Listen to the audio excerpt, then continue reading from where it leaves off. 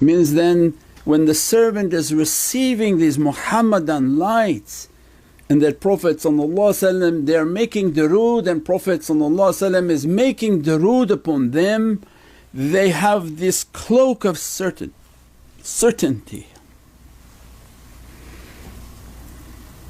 When they're in sujood they know it's not them,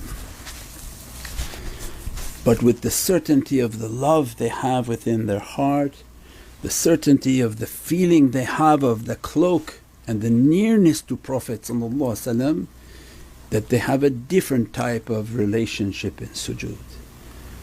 Ya Rabbi, I'm asking with this light of Muhammadan Rasulullah, don't let the Muhammadan to go away empty. Don't let this Muhammadan light to be overtaken. Don't let this Muhammadan light to collapse. Grant me your support, grant me your presence, grant me from your izzat. Yansurukullahu nasran aziza. Grant me from a mighty support, not because it's me, because we already determined that, but because of the light of Muhammadun Rasulullah. Prophet is always victorious, always victorious. And that was the reality of the Badr. That Badr is every moment. Every moment that video is teaching people from these haqqaiqs. You're not alone, shaitan is not destroying you. You should see what they don't see.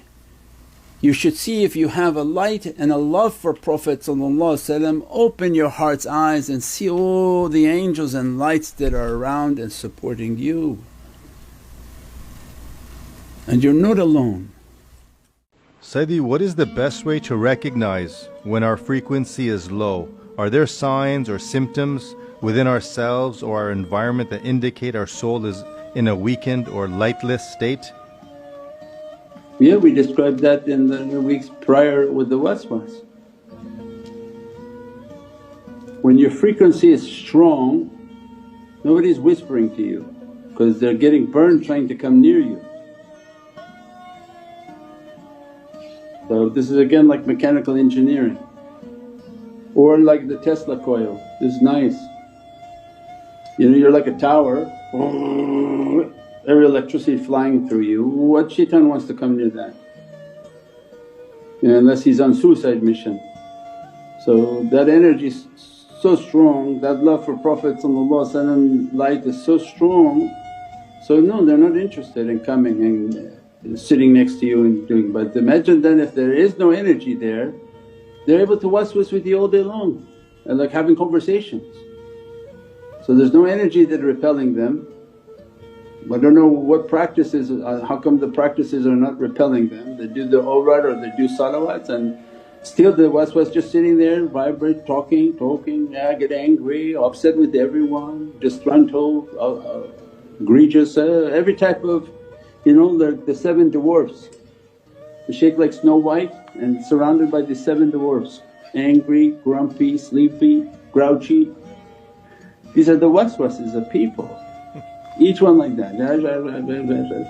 You think to yourself, why you allow these waswases to keep talking to you?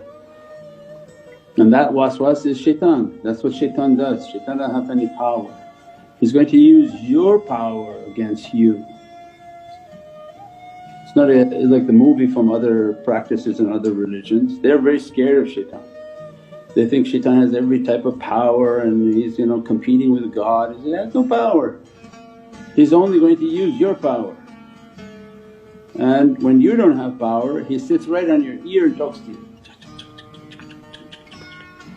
So the spiritual practices, the madad, the connection is to push that shaitan away so that you're a tower filled with energy.